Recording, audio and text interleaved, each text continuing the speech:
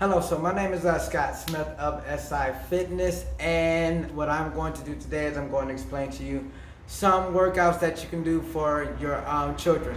Maybe they need to get back in shape for a sporting event, or maybe they just want to improve their general overall fitness. However, what you want to make sure that you do is you want to start them off slow and start them off with basic exercises. Also, with that being said, not only do they need to start off with basic exercises, they need to be reintroduced back into healthier foods. So you're looking at chicken, turkey, and fish, and you want to feed them a wide array of colorful vegetables. As a neck rotation, make sure you go in both directions. From there, you'll do a shoulder rotation. This relaxes the shoulders. From here, what we want to do is we want to go into our arm rotation. So we want to try and get that arm or that bicep as close to that ear as possible. Same concept, going in the other direction. From there, we want to focus on our hips. So from here, we want to make sure that we are moving our hips when we do our rotation. The way that you know that you're rotating your hips and not the upper part of your body is the fact that your knees are moving. From there, what we'll do is we'll go into some dynamic movements. So one of the things that I like to do is a high knee pull, where you pull your legs up to stretch your hamstrings. So a high knee pull will stretch your hamstrings as well as your glutes. From there, the next thing that we're going to do is going to be a quad pull. So you'll snap your leg back and you'll pull it. So you can do this in a multitude of directions. You can go straight back or you can go across and pull either way. From there, what we do is we would do a side bend. Just loosen up our obliques and our core a little bit. And we'll add the reach for our back. Now from there, next thing that we do is we put our hands on our hips and we want to do a forward bend, which is no more than a hip hinge. So we knock out each one of these stretches for about 10 repetitions. Just enough to get the heart rate going and the blood pumping. If you're going to be doing a whole lot of upper body movements and you've had previous shoulder injuries before, what you would want to do is you want to warm up that upper body to include those shoulders a little bit more than everything else.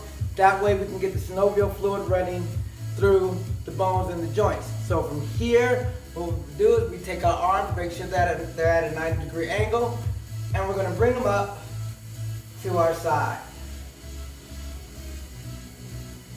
So we want to keep all of these movements short lever. From here, we just go up into a front deltoid raise. From there, we straighten our arms out and we go back to a deltoid fly. So we want to make sure we squeeze the trap muscles as we go back. From there, we'd be out, we bring our arms up at a 90-degree angle, and from here, we're going to warm up our rotator cuffs by bringing our hands up and bringing our hands down. From here, back to our starting position, and we're going to do an alternating external rotation to also warm up our rotators.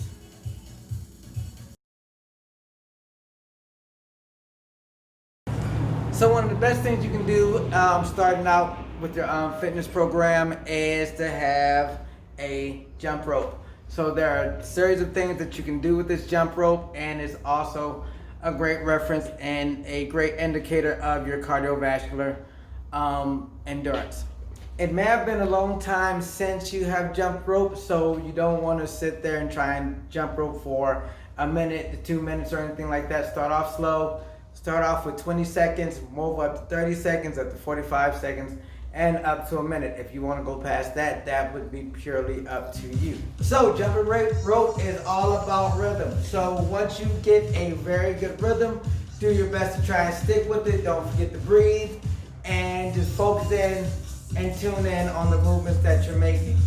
So from here, what you would do is you would go into the jump rope and you'd hold and you continue the jump rope for that 20 seconds or 30 seconds. From there, you stop, you move on to the next exercise. So being though that this is a cardio-based workout, next thing that we're gonna do is high knees. So with your high knees, you wanna make sure that you're moving slow. You wanna drive your knees up and drive your arms back. Once you got the hang of it, slowly pick it up. Make sure you're contacting with the balls of your feet. From there, we're gonna keep pumping. And once again, you'll be doing this for 20 to 30 seconds. So the next thing we have on the list would be ice skaters. So ice skaters require a little bit of coordination. However, once you start to get your coordination down and you're comfortable with your movements, add in a little bit of speed, add in a little bit of a hop. So when you're doing your ice skaters, all you're going to do is you're going to go across, touch your foot, touch your foot. When you get comfortable and you want to pick it up, add a hop. And then from there, you can pick it up and just keep going for that 20 or 30 seconds. The last exercise on our list is going to be called a mountain climber. So a mountain climber is not only good for your abs and your core, but it's good for your upper body as well.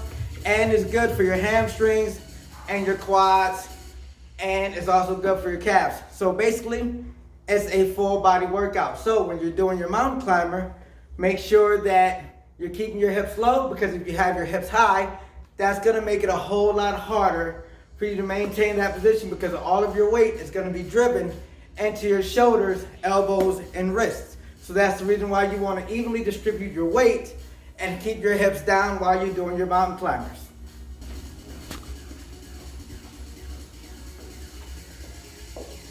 So from here, start out slow. Once you got the rhythm, once again, add a hop. Once you feel you're ready to go faster, go faster. And that's your mountain climbing. Okay, so those were 4 cardio-based workouts or 4 cardio-based exercises that we can do, and we can use a multitude of formats with. We can either use a Tabata format, which is 20 and 10. We can use a Metcon format, which is 30 and 30. Or what we can do is we can use a boot camp format, which is 45 seconds of work and 15 seconds worth of a break. Or the one thing that we didn't get a chance to talk about was repetitions. So if you're going to do a cardio-based workout, you want to use repetitions. What you would do is you would do anything between 10 to 20 reps of each exercise. That way you can get as many rounds in as possible in that 30-minute time frame. And then as usual, don't forget that you want to make sure to stretch in the end.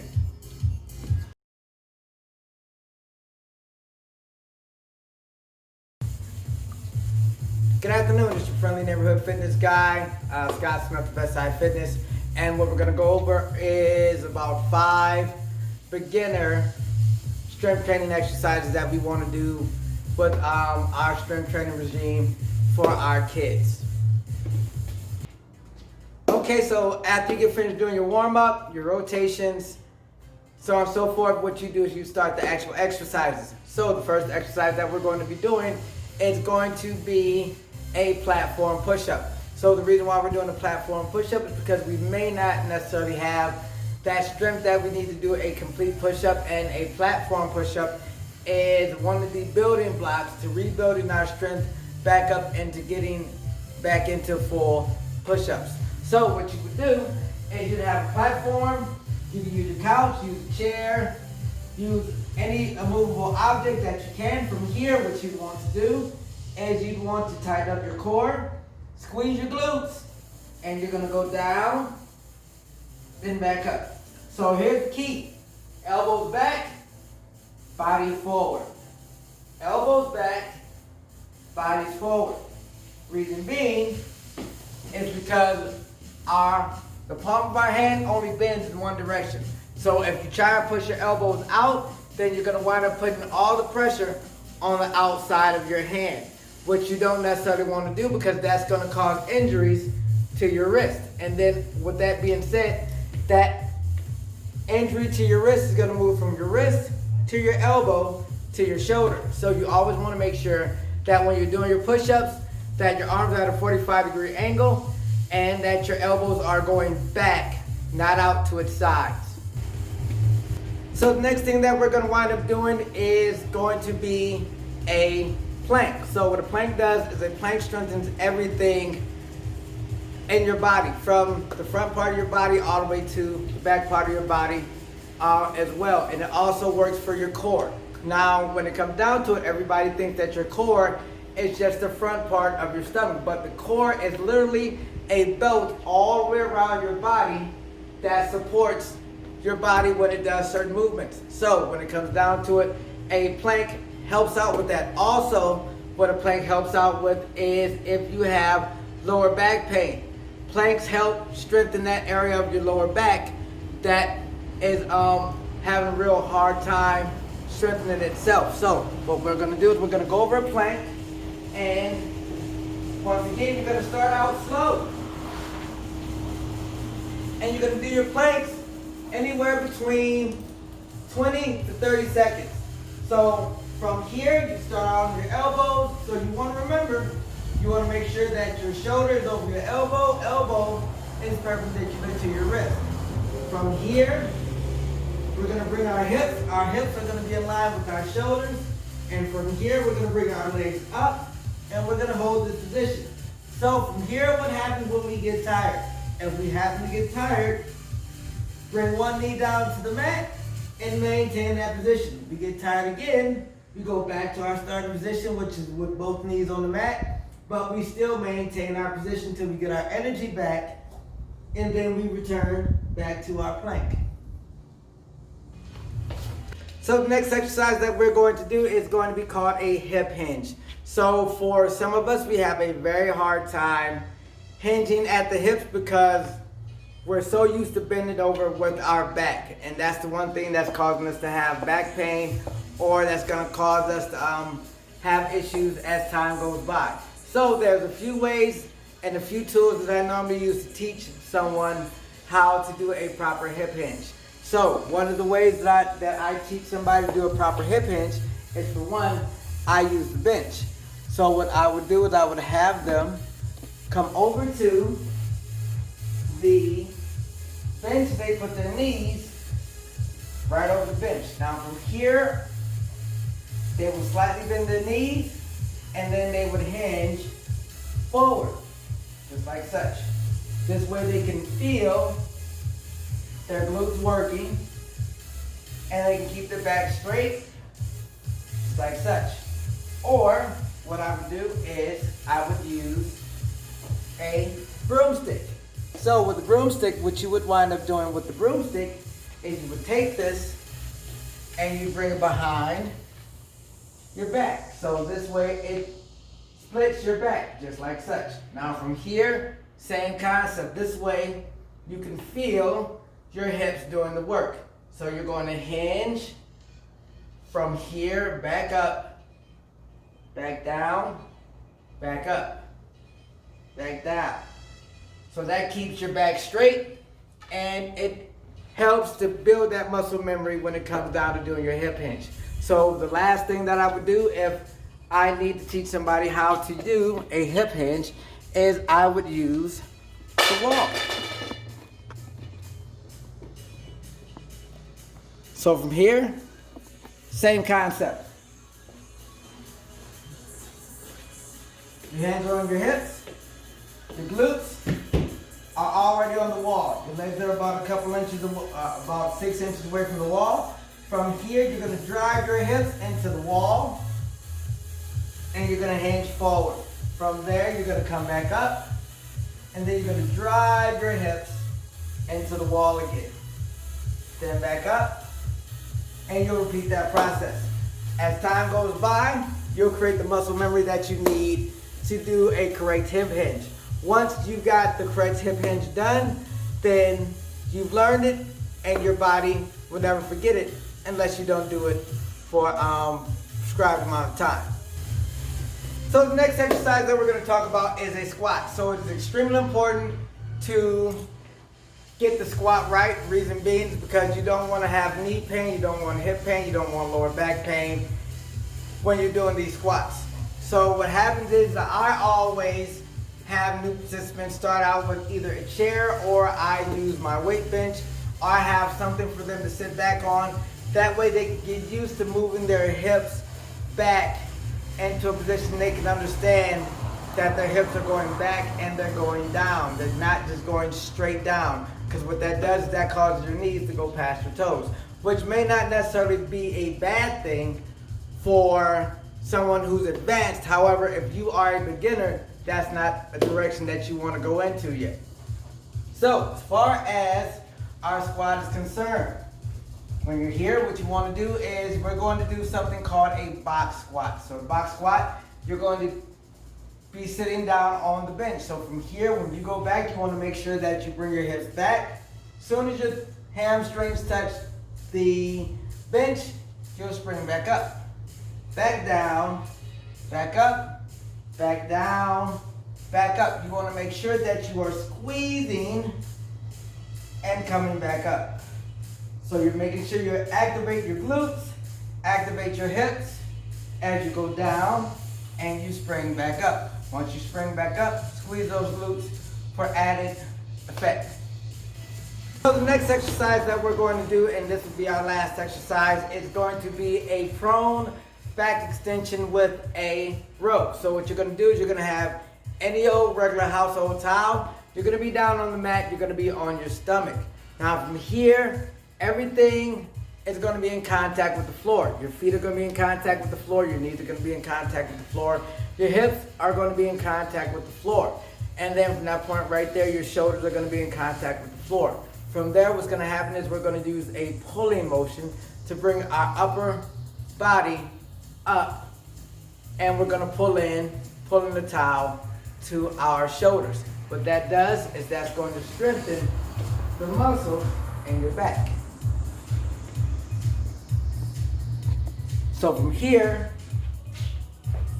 we're going to be on the mat, and once again, you're going to keep your feet, knees, and hips in contact with the mat at all times.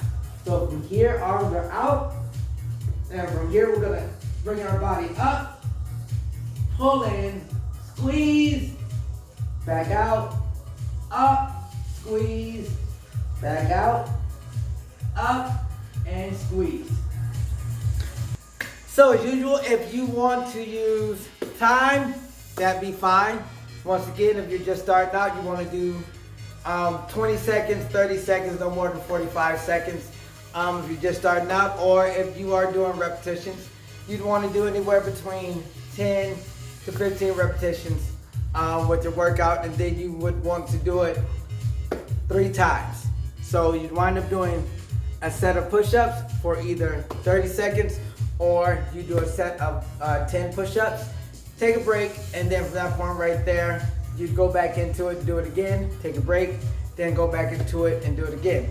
Or what you could do is you could use the circuit format, and you could do your push-ups, then you could do your plank, then you could do your squat, and then from your squat, you could do your hip hinge, and after you do your hip hinge, you could do your back extension and row, and then from that point right there, take a break, and then complete the same cycle all over again, 2 more times, and then from that point right there, start your cool down process.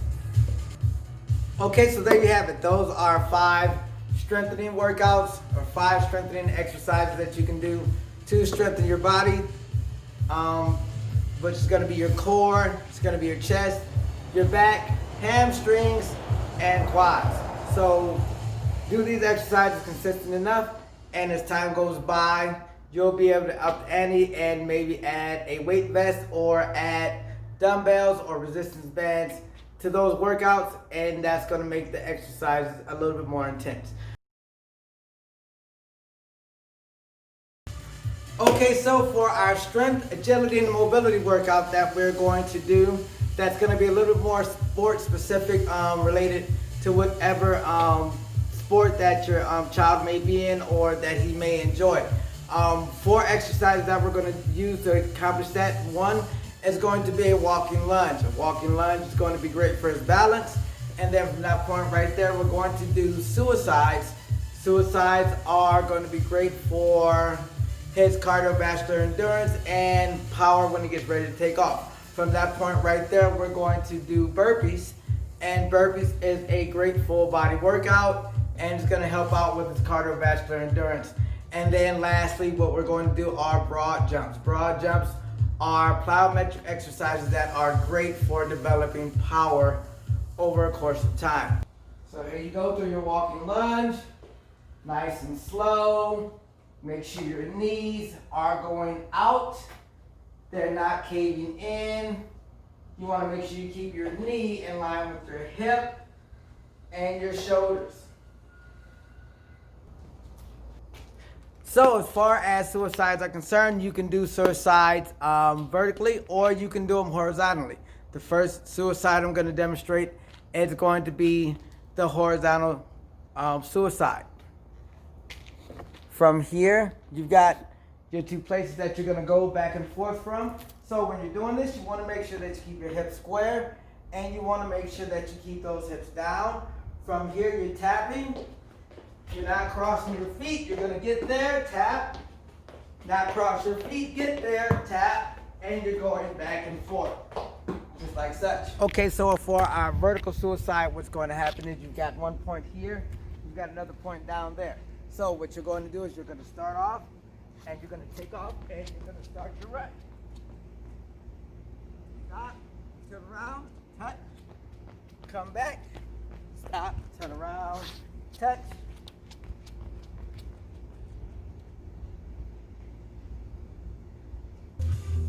Okay, so for our next exercise, what we're going to do is a burpee. So once again, like I've said before, burpees work your whole body. It is a great cardiovascular strengthening endurance exercise. So what you're going to wind up doing is you're going to start out with a jump. So from here, not a large one, we're going to go down, bring our legs out, pull those legs back in. From here, jump back up. So in real time, this is what it looks like. Jump, down, kick them out, pull them in, jump, down, kick them out, pull them in, jump, down, kick them out, pull them in, jump. So with that being said, there are tons of different variations of burpees out there. For me, I like to do push-ups with my burpees instead of just lowering my body down to the ground. However, once again, that's something that you want to work your way into doing. So it's okay to start out with doing burpees with no push-up or without lowering your body to the ground until you get comfortable with doing some actual movement. So from here, what we will wind up doing is we're going to be down. We're going to go down. From here, we're going to thrust our arms forward and propel our body forward. So we're here. Make sure you stick the landing nice and soft. Turn around. Back over. Turn around. Back over. So that right there is a broad jump. So you can do a broad jump back and forth, or you can just keep jumping in succession of each other until you get to a prescribed distance.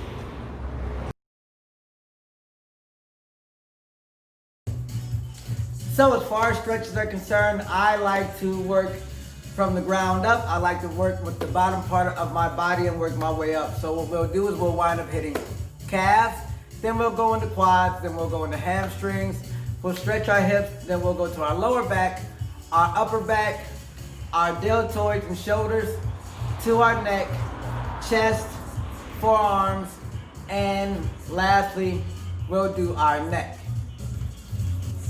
So the first stretch is going to be your calf stretch. So you're going to have your feet going in the same direction. From here, you want to make sure your back leg, the heel of your back leg is flat on the floor, and the heel of your front leg is flat as well. Now from here, all you're going to do is thrust your hips forward and slightly bend the knee of that front leg while you keep the back leg straight, and you're going to feel the stretch in your calves. You'll hold this stretch anywhere between 15 to 20 seconds.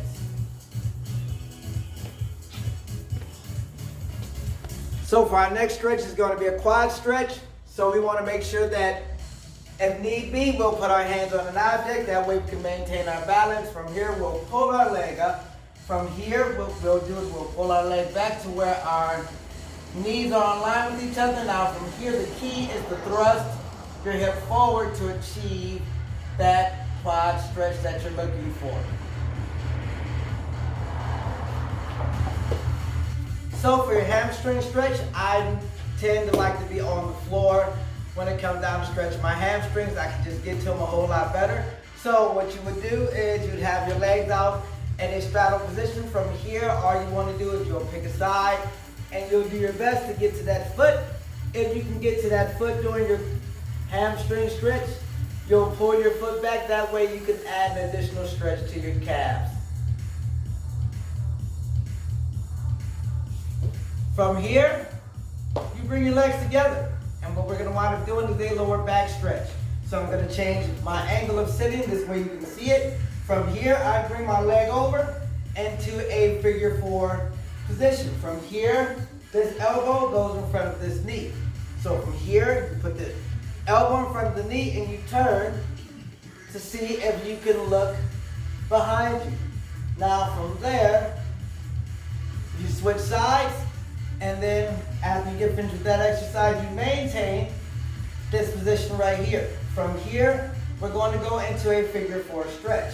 So what happens with a figure 4 stretch is that you have whichever leg is going across, that's the leg, that's the hand that goes in the loop. From there, you take this hand, you bring it around your legs, and you lean back. From here, you are in a figure 4 stretch. And all you have to do is pull. This stretch is good for your hips and for sciatic issues if you have that as well. So from here, we move into our upper back stretch, which is no more than interlacing your hands, palms out, arms straight. You want your shoulders back and down, and you want to try and pull your shoulder blades apart. From there, we're going to move into our chest stretch. So all we're doing is just moving our arm behind our hands. From here, we're going to pull back and hold that stretch.